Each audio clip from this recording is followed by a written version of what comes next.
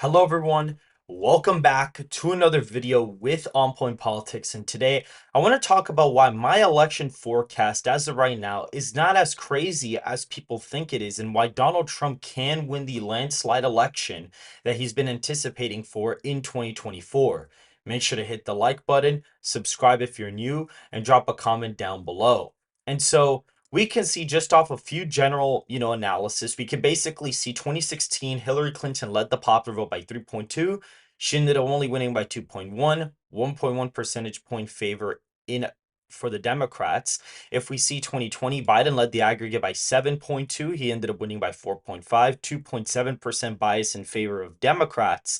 And now Trump's ahead by 1.9, which granted it did drop from yesterday, but he's still over 8 points ahead of what he was in 2020. And that's 6.4 percentage points to the right of the 2020 popular vote. And we can only say there's so much we can say to the fact that maybe the polling error ends up favoring Democrats this time, where it overestimates Republicans. But based off the two previous elections with Donald Trump on the ballot, I wouldn't expect that to occur. And I actually think the polling error may in fact be worse than the previous cycle, considering that Biden's approval rating in 2020 was +6. Now it's -15.6.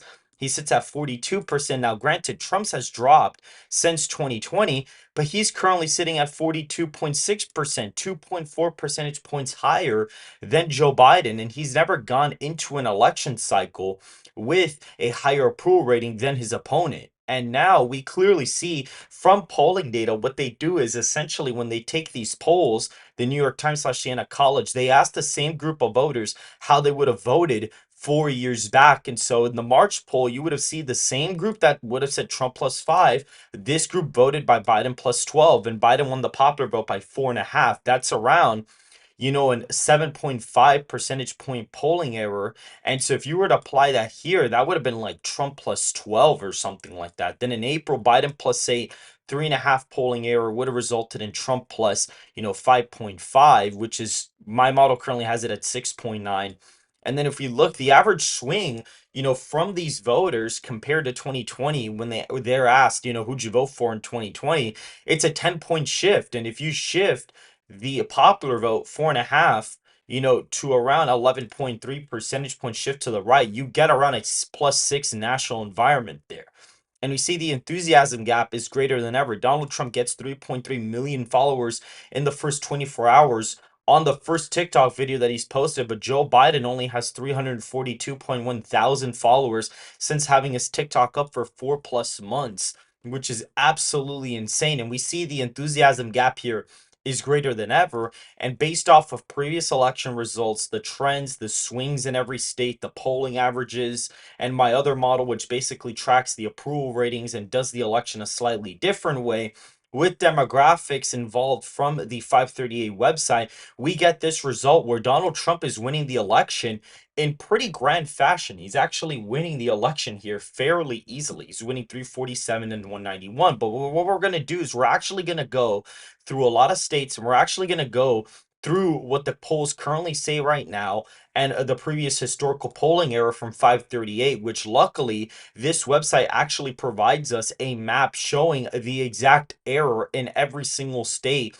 for the Republicans. And so right now, we see the polling error in the Rust Belt was particularly worse in a place like Illinois, for example, Louisiana, California, Georgia, for example, Maryland, and Colorado are the only states where basically the polling bias actually favored them. But in every other state, nearly the Republicans majorly outperformed, especially in some of the rural places, especially even in Florida. That was a really bad polling miss there, and the polling miss in Wisconsin was absolutely horrendous. But we'll go through basically every single state, but what we'll do is we'll basically fill in the safe states for either candidate. As of right now, we could see Utah, Idaho, Montana, Wyoming, North Dakota, Nebraska, as well as the first and at large, Kansas, Oklahoma, Missouri, Arkansas, Louisiana, Mississippi, Alabama, Tennessee, Kentucky, West Virginia, Indiana.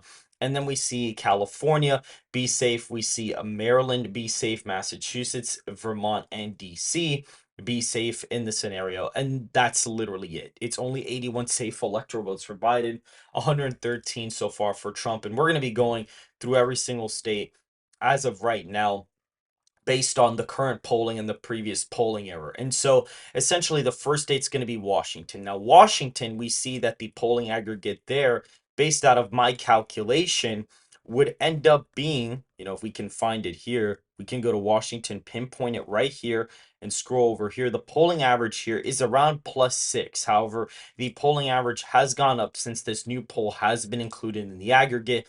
That probably puts the average to about +10 for Biden, maybe +11. And so let's say it's +11. The polling error here was 4.6. And so if you were to subtract that, that gives you around a 6.7 point victory for Joe Biden in Washington, which is actually right around where I have it. My forecast has it around an 8.4 percentage point victory in the state of Washington as of right now. If we go to Oregon, we'll see if we have any more polling data out of here, but the polling error here was around 3.3 percentage points. And when you average all these polls out, it actually comes out to about, let's actually see right here, it comes out to around -6 as well. And if we look at the polling error, it was around, 3.3 percentage points in favor of Joe Biden. And so that would actually put the state in the lean Democrat column as of right now, which is very fascinating. And if you want to compare the polling from 2020, he was leading the aggregate by 21 points and he only ended up winning it by around 16. And you could see the polling was significantly better in a state like Oregon. He was getting, over 20-point margins in nearly every single poll except for this one civics poll that came out and this Axios poll that came out around June 30th. So you see there is a very stark difference in polling as of right now. So that would put the state in the lean Democrat column. If we go to Nevada, we'll see that the polling aggregate averages out to 6.7 percentage points based off of RCP and 538. Right now, the aggregate of 538 has it at 5.8. And the polling error here was 3.7% in favor of Democrats. So that would put the state of Nevada at R+8 for Trump. And my election forecast model has the state at an 11-point victory. So it's within reason to say that Nevada could end up being a likely margin of victory for the former president. Arizona, you're going to see a similar thing here. Arizona, Donald Trump is up in the polling aggregate. Unlike last time, he's up by 4.5 percentage points. And the polling error here was 2.3. That puts the state at around R+6 for Trump. And my election forecast model, once again, has the state at 8.3% for Donald Trump. And with me expecting a worse polling error, it wouldn't surprise me for Arizona to vote 8 points for Donald Trump. Colorado is another fascinating one. The aggregate, according to my election model that I have calculated over here, has a state at around 6.5% for Biden. And the polling aggregate here actually favored Democrats. It's around a 1.8 percentage point victory. And so that would put the state, right into the 8-point victory for Biden as of right now. My election model actually has it as a lean margin of victory for Biden as of right now. So there's a possibility that the polling error could favor Democrats this time. But just based off historical polling error, it's around +8. But I mean, +4, I mean, I would still be the most accurate one because everyone is also predicting, Colorado be over 10 points. It's a 12, 13-point win. So even if I get +8, or if I predict this and it ends up being like 7 or 8 points, I'm still going to be closer than most people. If we go to the state of New Mexico, unfortunately, out of New Mexico, there is no new polling data. Theoretically, this April poll is all we can go based off of, and we have 41 to 36. That's +5 for Biden. The polling error here was 2.2. So that puts the state in the lean Democrat category. And right now, I actually have the state of New Mexico at 1.6% for Trump. And I'm presuming that the new polling data out of New Mexico would definitely be more competitive, considering that Minnesota and Virginia's polling data is essentially tied as of right now. In the state of Hawaii, this is a very fascinating one because I'm kind of surprised by this, polling error here. If we look at Hawaii, we could see that the latest poll with third-party candidates actually has Biden only up by 8, and the polling aggregate according to my model over here, if we actually find it here, we'll see that the polling aggregate is +8, and the polling error in Hawaii was +7.2.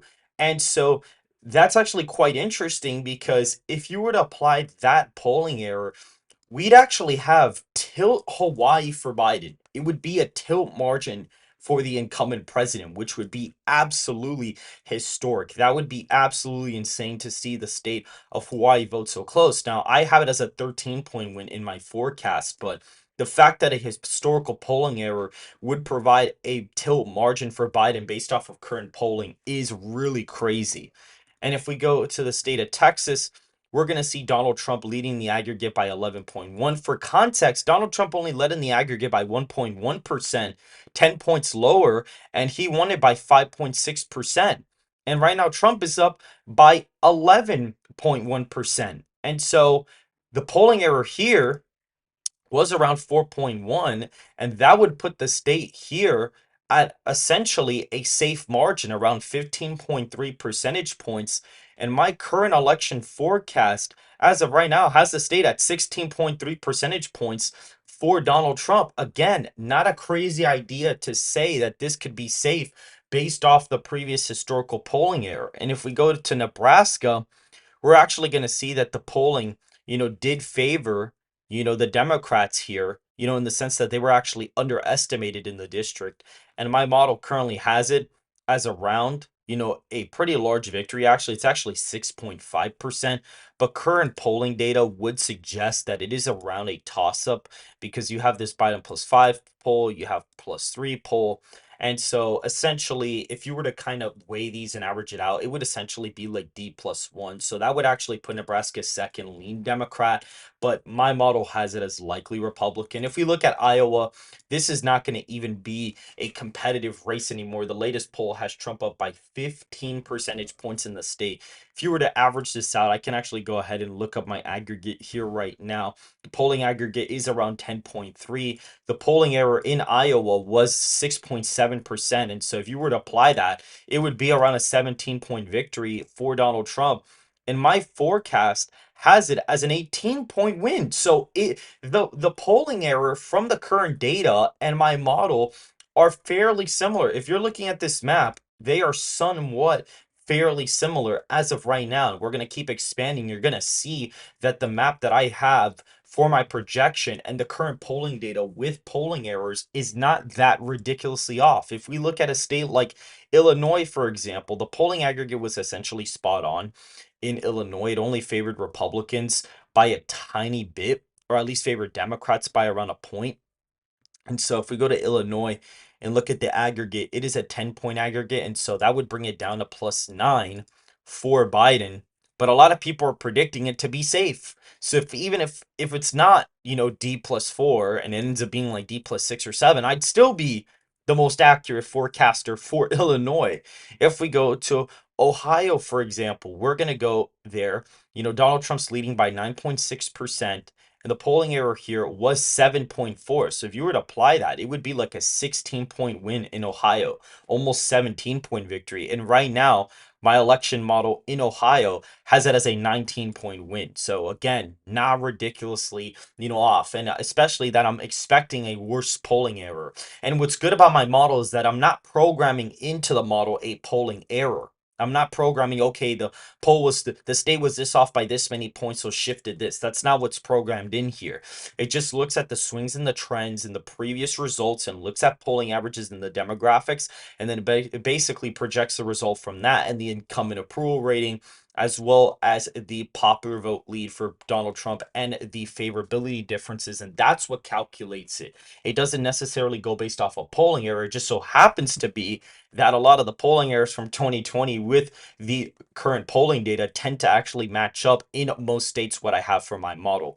If we go to North Carolina, we're going to see a fairly similar story. Donald Trump leads by around 6 percentage points, and the polling error here was around 3 points. So that puts North Carolina at R+9. My model has the state of North Carolina at R+12. So again, within somewhat reasonable margin of error there. If we go to the state of Georgia, we will see it's a 9-point victory right now for Donald Trump, according to my forecast. And Donald Trump is leading here by 5.3%. the polling aggregate was relatively spot on. It would be around a 6 point win here. And that's again within a margin of error. 6 point, based on historical polling error. 9 points is my forecast. And again, that also is expecting Donald Trump to get 20% of the black vote, getting Hispanics, within a relative reason, basically within 15 points. And also really running up the score with young voters. So that's another thing too. That's also something the polls are not necessarily accounting for. He may run up the score with young voters by quite a bit. And so that is what's probably fueling these kind of victories. Florida is also interesting because the latest poll, Donald Trump's up by 10.9 and the polling aggregate was off by 5.8. So that puts the state at a 16-point victory. And guess what? My forecast has it at 16.5%. So the polling errors from 2020 and basically with the current polling data matches up with my forecast as of right now in most states. Now, in states like Colorado, New Mexico, Hawaii, it's a little off. Oregon, Illinois, but in terms of, the swing states and some of the Republican states, it's somewhat spot on in those areas. It is somewhat spot on in those areas. Virginia is also interesting because the polling aggregate here, there is no aggregate, which they should be having one because, I mean, the polling's gotten really close. And the aggregate here I have is 3.2, but it should be closer right now just because of the fact that, Donald Trump is basically within the margin of error according to, DDHQ, and their aggregate actually has it as D+1 for Biden. So we're actually going to go based off of that. And so essentially, when you look at it, the polling error in Virginia was 2.4, and if the aggregate has, Biden up by 1, we can see around a 1.4 percentage point victory in Virginia. And my election model has the state at 1.2 percentage points for Donald Trump as of right now. So again, not ridiculous to say Virginia could possibly be in that category. If we go to Connecticut, we're going to see something fairly interesting in the state of Connecticut. Connecticut, the latest poll has Biden up by 9. The aggregate, if I were to go over there, currently has the state of Connecticut by 6.5%. And what's actually quite interesting is that the polling aggregate here was around 4 points error in favor of Democrats. And so that actually puts the state of Connecticut at a lean margin for Biden. But right now, my election forecast has the state of Connecticut at a 10-point victory for Biden. So that's a state that the polling error could be off. I am noticing right now that the polling errors, in, certain deep Democrat states are not exactly aligning with some of them. Some of them are actually more Republican.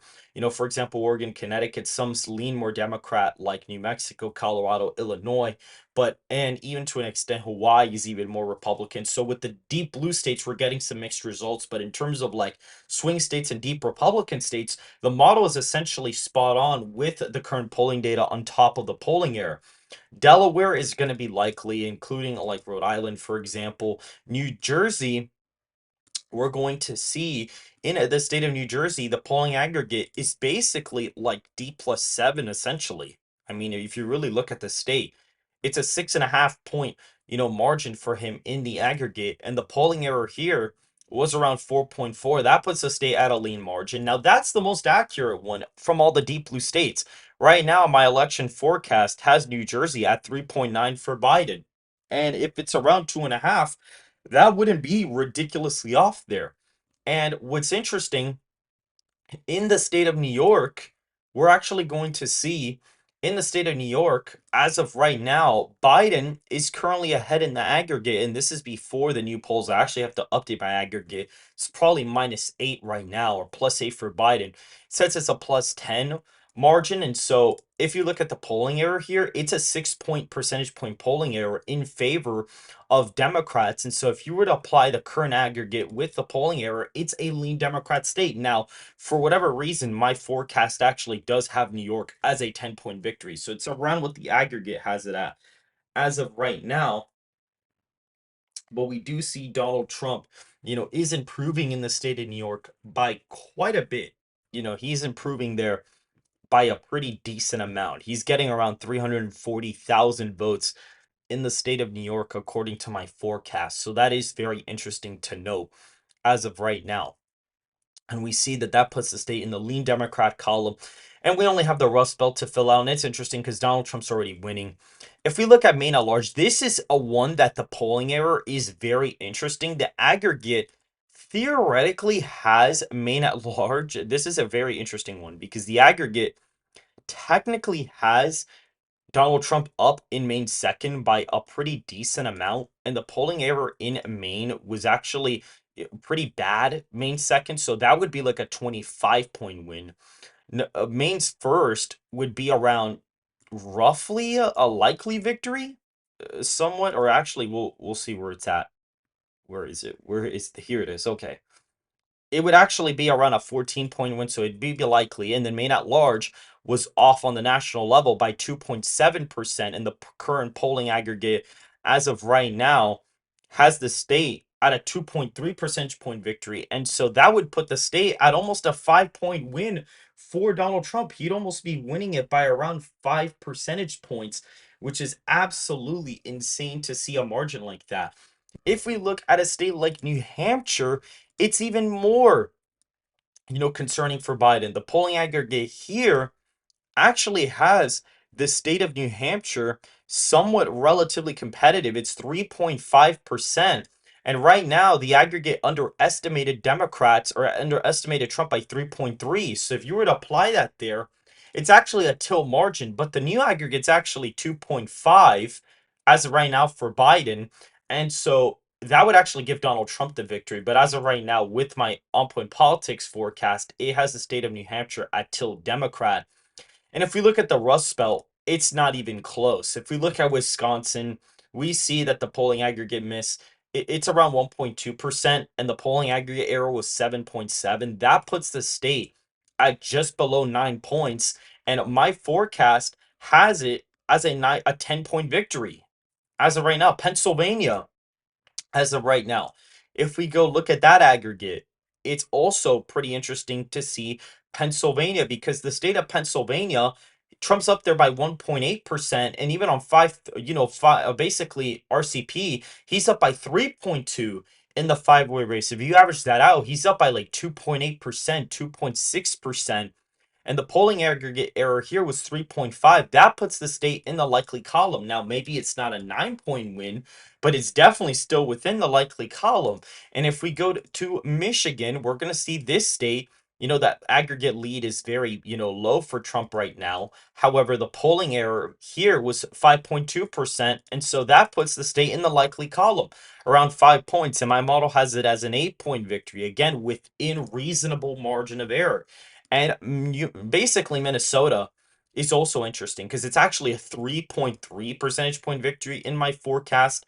And if we actually look at the aggregate as of right now, Donald Trump is only, up there or is down by 2.4. And the aggregate miss here was around 2 points. And so that would actually put Minnesota in the tilt Democrat column as of right now. And so essentially, with the polling error in all of the states, from 2020 and looking at the current polling data, it actually puts Trump at 327 electoral college votes to Joe Biden's 211. It's only a couple of states off from my forecast. The only states that are not correct are New Mexico, Minnesota, and New Hampshire. That's literally it. That is literally it out of the whole forecast.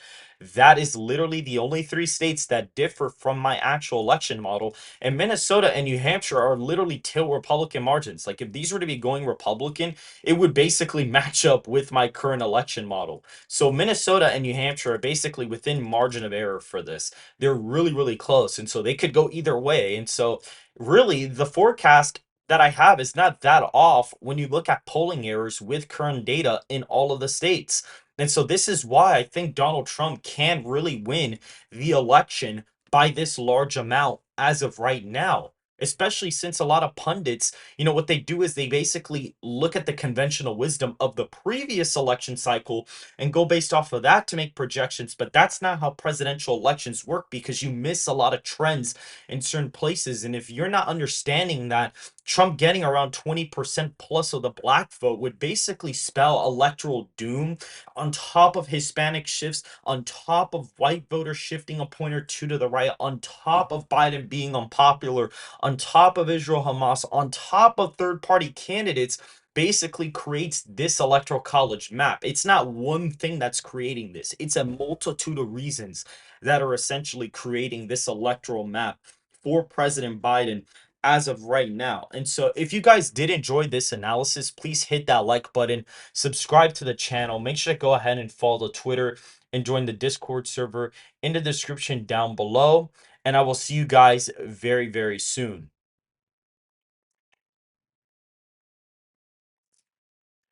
No, don't worry, you're good. And right now, I actually didn't end up drawing. I'm basically literally finishing a recording literally right now. Like the second you texted, I literally just finished a recording. I still have to press the turn off recording button.